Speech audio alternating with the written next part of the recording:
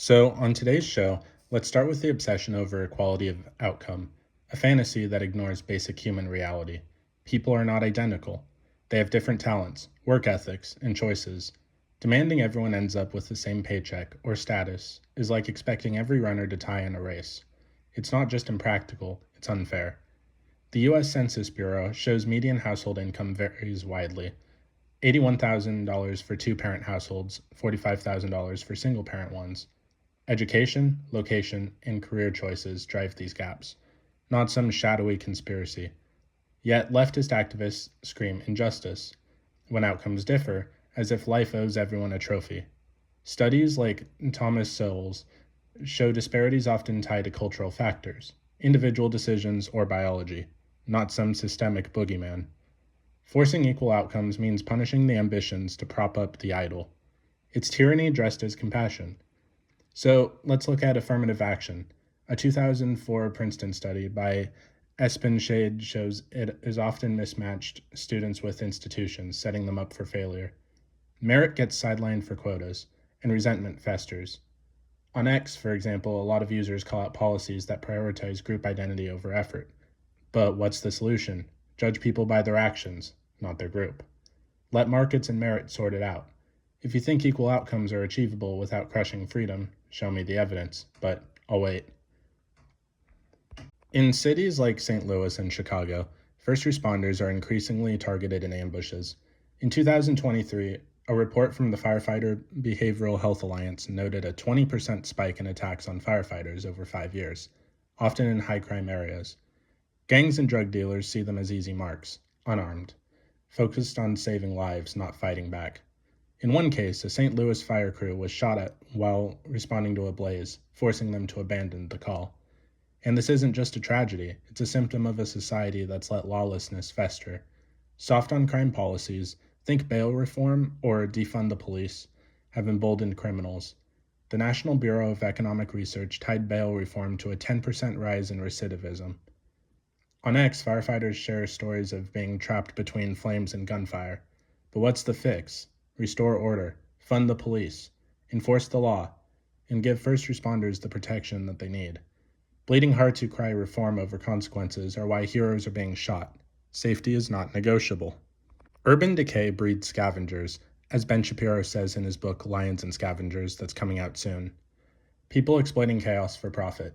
In cities like San Francisco and Detroit, looters and squatters thrive where law enforcement's been gutted. A 2024 report from the National Retail Federation estimated $112 billion in retail losses from theft, much of it organized.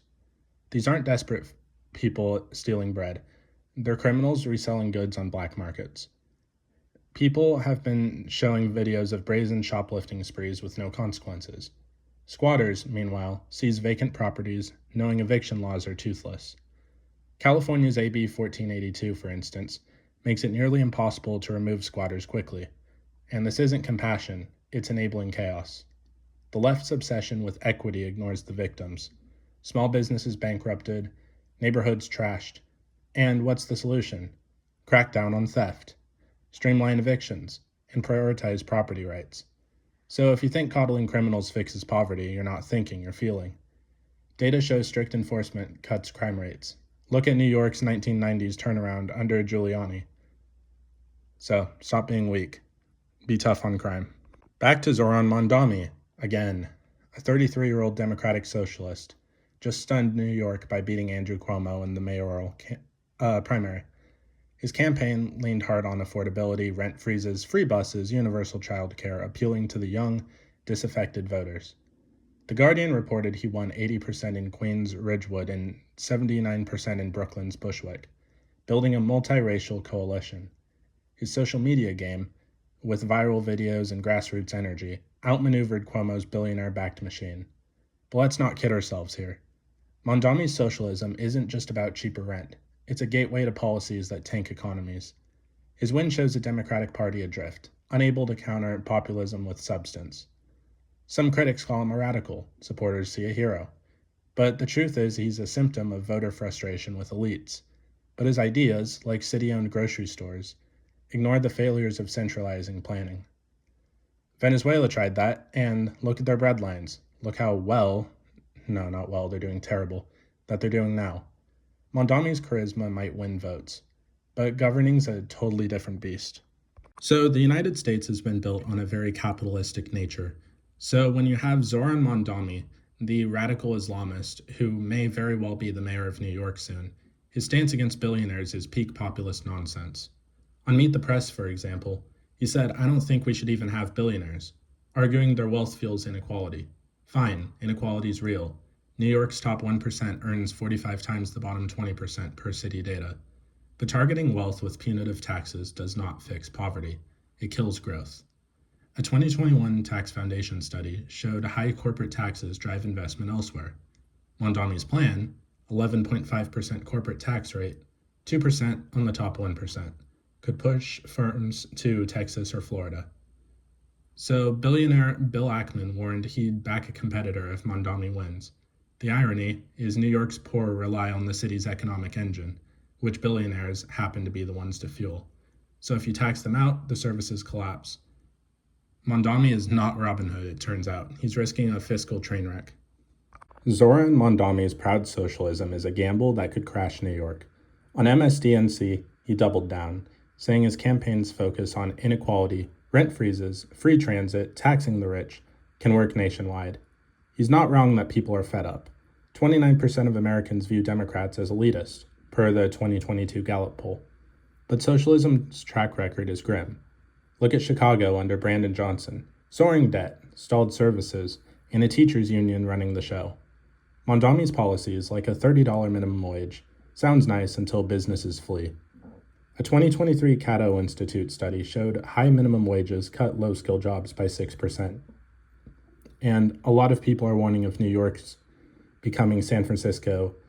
Billionaires are terrified. Mamdani brags, but they're not the problem. Bad ideas are. Socialism's allure fades when trash piles up and taxes skyrocket. Good intentions don't always pay the bills, as it turns out. So the United States has been built on a very capitalistic nature. So when you have Zohran Mamdani, the radical Islamist, who may very well be the mayor of New York soon, his stance against billionaires is peak populist nonsense. On Meet the Press, for example, he said, "I don't think we should even have billionaires," arguing their wealth fuels inequality. Fine, inequality's real. New York's top 1% earns 45 times the bottom 20% per city data. But targeting wealth with punitive taxes does not fix poverty. It kills growth.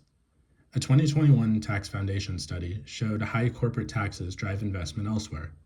Mamdani's plan, 11.5% corporate tax rate, 2% on the top 1%, could push firms to Texas or Florida. So billionaire Bill Ackman warned he'd back a competitor if Mamdani wins. The irony is New York's poor rely on the city's economic engine, which billionaires happen to be the ones to fuel. So if you tax them out, the services collapse. Mamdani is not Robin Hood, it turns out. He's risking a fiscal train wreck. Well, the culture war continues. The left's obsession with appeasing every grievance has birthed a culture of spinelessness. People who would rather grovel than stand up. From corporate DEI mandates that are still around apparently, to universities caving to protesters. It's weakness on steroids. A 2023 Pew Research study found 62% of Americans think political correctness stifles free speech. A lot of people on X, for example, mock companies that fire employees for wrongthink, while letting mob rules slide. Look at Disney or Bud Light, pandering to activists tanked their brands. The solution is to grow a spine, defend principles, not feelings. If you think apologizing to every offended soul fixes society, you are not paying attention. It fuels division, not unity. Strength is not cruelty, it's clarity, so stop bowing to the perpetually outraged. Molly Jong-Fast called Mamdani's economic populism great on MSDNC, gushing over his affordability messaging. Sure, promising free buses and childcare sounds nice. Who doesn't want cheaper rent? But it's a fantasy wrapped in good vibes.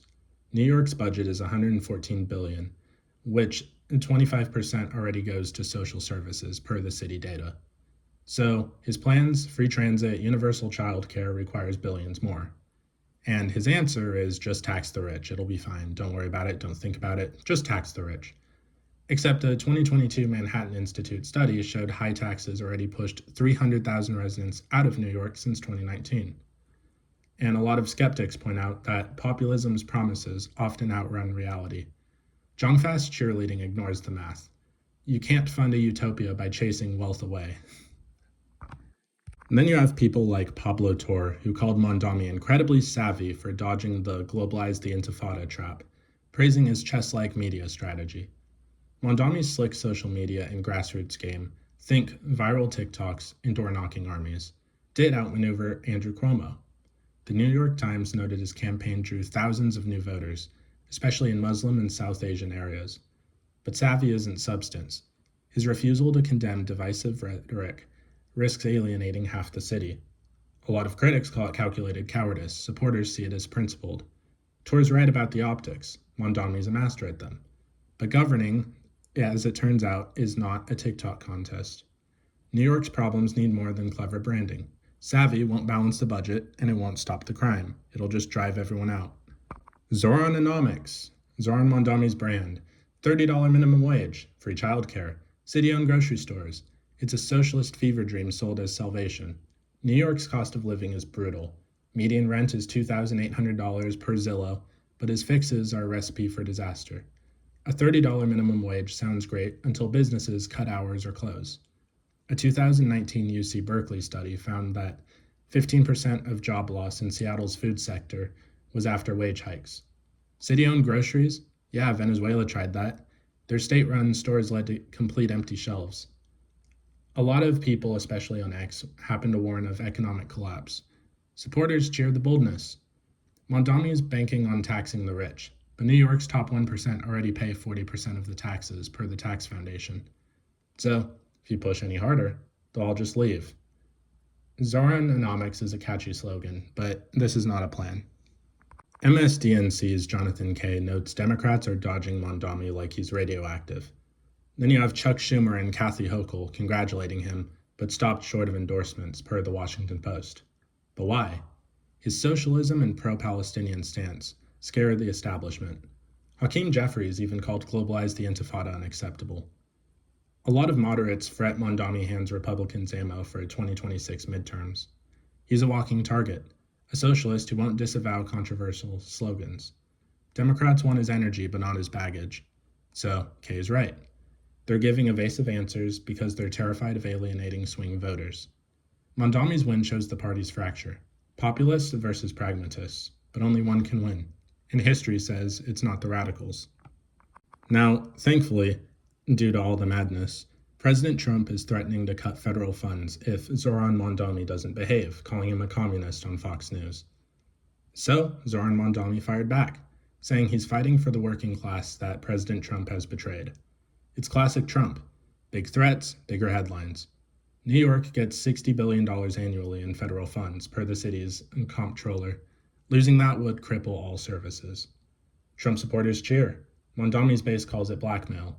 But the truth is, Trump has got the power to make good on his promise, and Mamdani's policies, like taxing billionaires, give him an excuse. Governing means compromise, but Zohran Mamdani is doubling down on defiance. So, if he pushes too far, New Yorkers will pay the price. And so leadership isn't about sticking it to the man, it's about the results that come from it. How are you going to stick it to rich people who actually, as it turns out, have the capacity to leave to other states like Texas or Florida? Public schools are failing as usual, and I can attest to this currently being at a university. It's not about money, it's about priorities. The National Assessment of Educational Progress shows that only 13% of 8th graders are proficient in history, and 18% in math. Kids learn pronouns, not algebra. Teachers' unions block reform while pushing ideology. A 2016 Urban Institute study shows school choice boosts graduation rates actually by 15%, yet the unions fight it. A lot of parents are currently raging about indoctrination over education.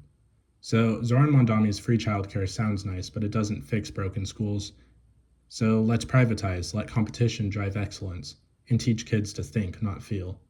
So if you think more funding solves this, look at the $80 billion in the Department of Education that was spent in 2023. So it turns out that results are the things that matter, not the intentions. All right, so the Chicago Teachers Union president claimed that they own kids, a chilling admission of insane overreach. In a 2023 speech, which arguably is a while ago, She argued schools, not parents, control education. But this isn't new. Unions push progressive agendas while test scores tank. Chicago's public schools graduate only 84% of its students per the city data, and 30% of third graders can barely read, and it's below grade level. A lot of parents are slamming the union for prioritizing politics over the kids. So Zohran Mamdani's cozy with unions, which spells trouble for New York. But what's the fix? Empowering parents with vouchers and charter schools. Kids aren't union property, they're individuals. So if you think teachers' unions are the answer, you're ignoring decades of failure. President Trump's DOJ has notified Harvard of a Civil Rights Act violation, alleging discrimination against Jewish students amid campus protests.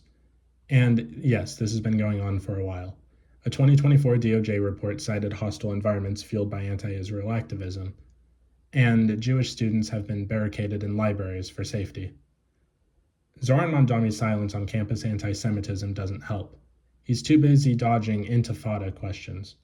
Universities like Harvard, with $50 billion of endowments, are not the victims. They are complicit in letting mobs rule. So, in order to fix this, you gotta enforce free speech, punish harassment, and stop coddling activists. Because campuses are not just passionate. Try being a Jewish student there.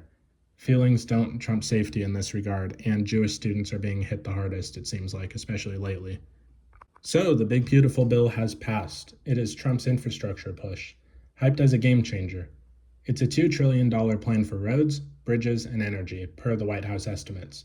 It sounds great, but the devil's in the details. A lot of critics call it a bloated giveaway to the contractors. Supporters say it's long overdue. Infrastructure's crumbling. ASCE gave U.S. roads a D+ in 2021. But big spending doesn't guarantee results. If you look at California's high-speed rail, $100 billion and counting, no trains. The big beautiful bill needs tight oversight, but not blank checks. So if you think throwing money at it fixes potholes, you're dreaming. So the execution matters more than promises. But there's a lot of other good stuff in the big beautiful bill as well, along with helping deportation, among other things. So one way or another, this is a big win for the conservative movement. Key Square Group's Scott Bessent says the big beautiful bill includes an 11% cut in discretionary spending to offset costs. That's $200 billion less for programs like education and housing, per the CBO estimates. So a lot of conservatives are cheering, but progressives cry foul, as usual.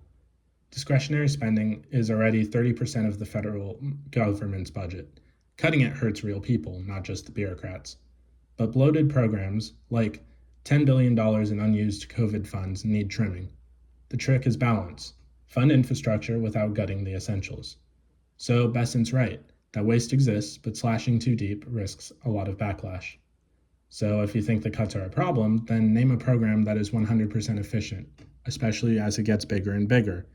That's the issue that we're facing with the federal government at the moment, and it's been going on for a very long time. It sounds like DOJ hasn't been able to cut nearly as much as they wanted, and so now we're dealing with the consequences of that. Now, the economist Kevin Hassett claims that the big beautiful bill will boost GDP by 1.5% annually, citing job creation and supply chain fixes. Construction employs 7 million Americans per the BLS.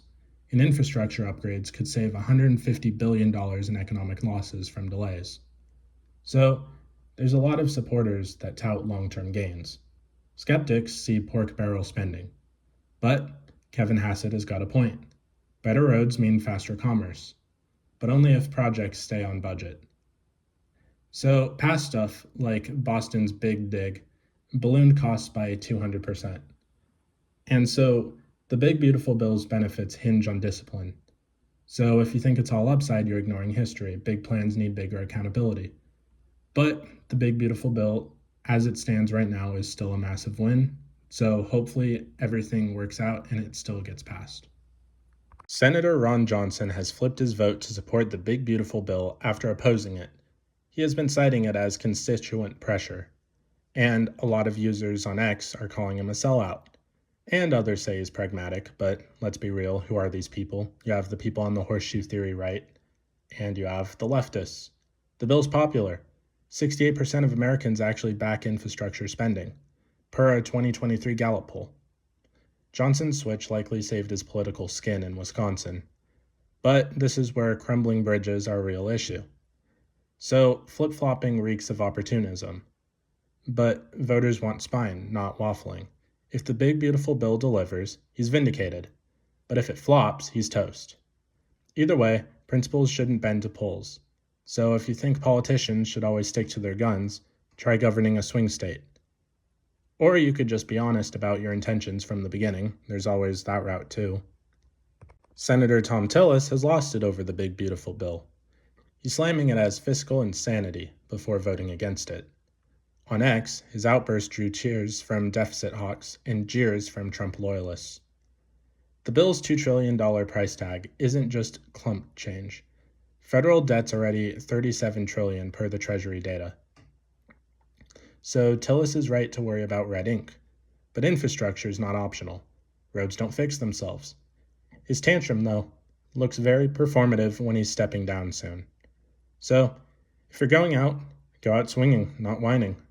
The big beautiful bill's flaws need debate, not theatrics. It turns out that yelling does not fix budgets. Crazy thought, right?